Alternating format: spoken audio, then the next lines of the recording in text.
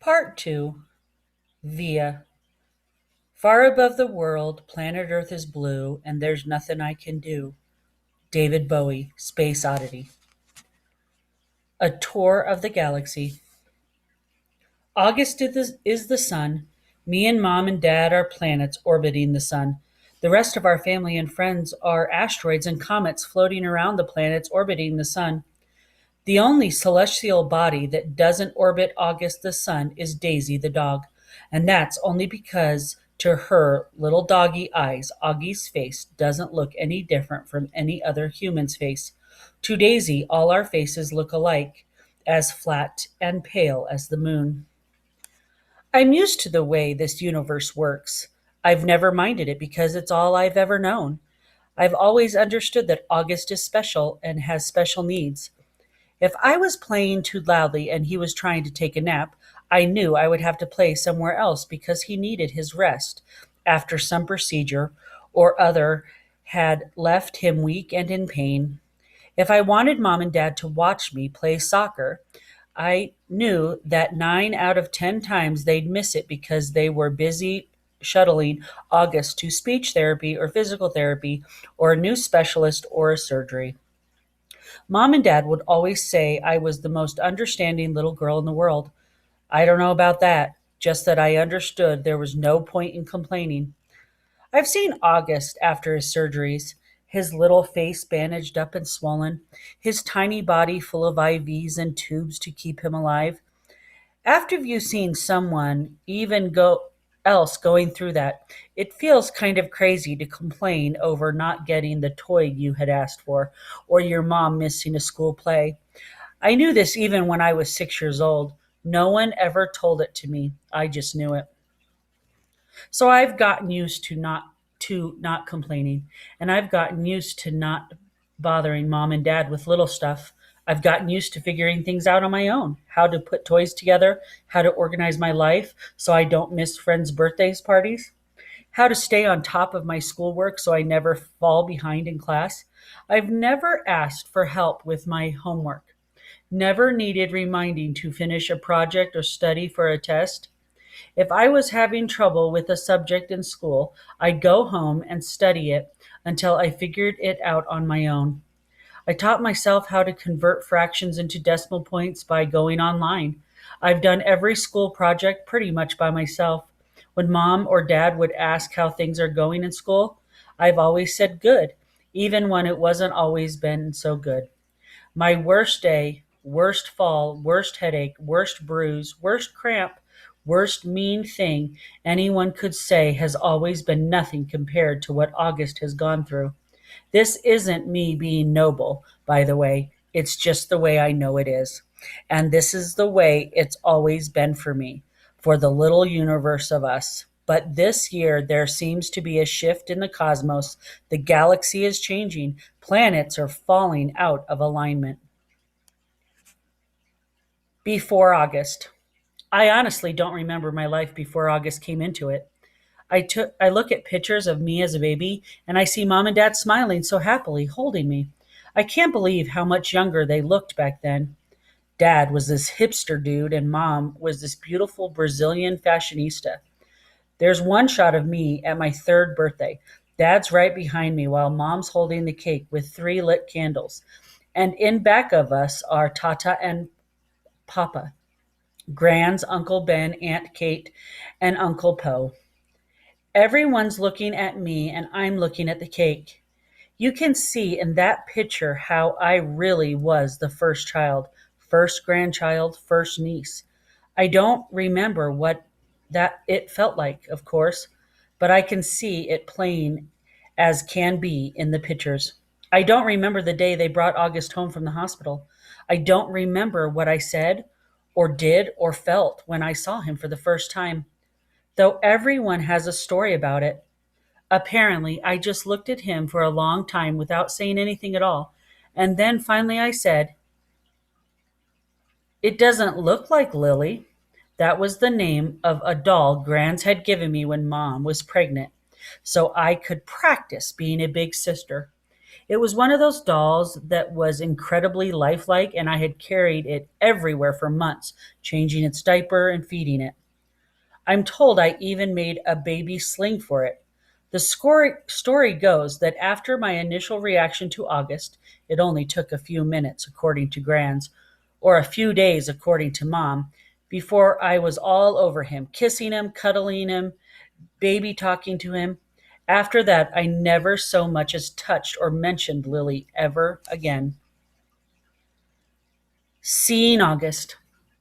I never used to see August the way other people saw him. I knew he didn't look exactly normal, but I really didn't understand why strangers seemed so shocked when they saw him. Horrified, sickened, scared. There are so many words I can use to describe the looks on people's faces.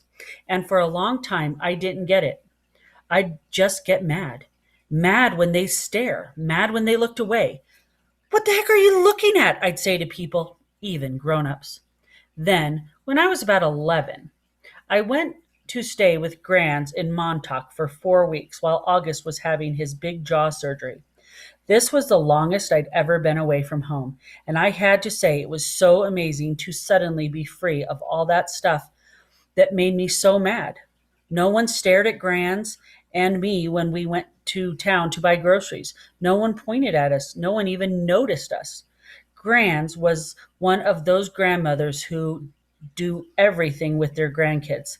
She'd run into the ocean if I asked her to, even if she had her nice clothes on. She would let me play with her makeup and didn't mind if I used it on her face to practice my face painting skills. She'd take me for ice cream even if we hadn't eaten dinner yet. She'd draw chalk horses on the sidewalk in front of her house. One night, while we were walking back from town, I told her that I had wished I could live with her forever. I was so happy there.